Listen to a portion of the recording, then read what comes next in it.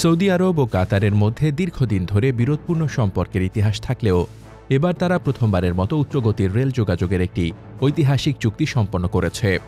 ৮ December কাতারের আমির Sheikh Tamim bin Hamad Al Thani সৌদি আরব সফরে গেলে ক্রাউন প্রিন্স মোহাম্মদ বিন সালমানের সঙ্গে এই প্রকল্পে স্বাক্ষর করেন। এই উদ্যোগকে দুই দেশের মধ্যে সমন্বয় ও উন্নয়নের ক্ষেত্রে গুরুত্বপূর্ণ মাইলফলক হিসেবে দেখা হচ্ছে। প্রকল্পটি বাস্তবায়িত হলে সৌদি আরবের রাজধানী রিয়াদ ও কাতারের রাজধানী দোহার মধ্যে আধুনিক রেলপথ স্থাপিত হবে। রেলপথটি উচ্চগতির বৈদ্যুতিক ট্রেনের মাধ্যমে কাজ করবে এবং সৌদি আরবের কিং সালমান আন্তর্জাতিক বিমানবন্দরকে দোহার হামাদ আন্তর্জাতিক বিমানবন্দর সহ আল হোফুফ ও দাম্মামের সঙ্গে যুক্ত করবে। আল জাজিরার প্রতিবেদনে বলা হয়েছে, এই ট্রেনের গতি প্রতি ঘন্টায় ৩০০ কিলোমিটারেরও বেশি হবে। দুই দেশের রাজধানীর মধ্যে যাত্রা করতে প্রায় ২ ঘন্টা সময় লাগবে, যা সরাসরি ফ্লাইটের সময়ের কাছাকাছি হলেও রেলপথ আরও সুবিধাজনক এবং পরিবেশ বান্ধব বিকল্প হিসেবে বিবেচিত হচ্ছে। প্রকল্পটি ৬ বছরের মধ্যে সম্পন্ন হওয়ার প্রত্যাশা করা যাচ্ছে।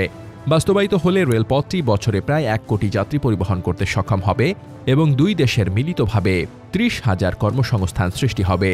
সম্প্রতি সৌদি আরব ও কাতারের মধ্যে কূটনীতিসহ সব ধরনের সম্পর্ক ক্রমশ গভীর হচ্ছে। এর আগে ২০১৭ সালে সৌদি আরব, সংযুক্ত আরব আমিরাত, বাহরাইন ও মিশর কাতারের সঙ্গে সব ধরনের কূটনৈতিক ও পরিবহন যোগাযোগ বন্ধ করেছিল। তারা অভিযোগ করেছিল যে কাতার বিভিন্ন রাজনৈতিক ও ধর্মীয় গোষ্ঠীকে সমর্থন দিচ্ছে এবং ইরানের সঙ্গে ঘনিষ্ঠ সম্পর্ক স্থাপন করতে চাচ্ছে। কাতার এসব অভিযোগ অস্বীকার করেছিল। ২০২১ সালে আল-উলা শীর্ষ বৈঠকের পর দুই দেশের সম্পর্ক পুনঃস্থাপিত হয়। একই বছর ডিসেম্বর মাসে সৌদি যুবরাজ প্রথমবার দোহা সফর করেন।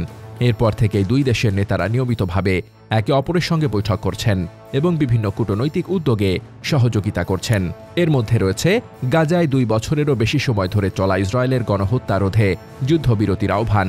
এছাড়াও চলতি বছরের সেপ্টেম্বরে যখন ইসরায়েল কাতারে অপ্রত্যাশিত হামলা চালায়, তখন রিয়াদ দোহাকে সমর্থন জানিয়ে ইসরায়েলের কঠোর সমালোচনা করে। এই রেল প্রকল্পকে তাই শুধু একটি অবকাঠামোগত উদ্যোগ হিসেবে নয়, বরং দুই দেশের মধ্যকার রাজনৈতিক ও কূটনৈতিক সম্পর্কের শক্তিশালী প্রতীক হিসেবেও দেখা হচ্ছে। News desk, দুতিয়াল।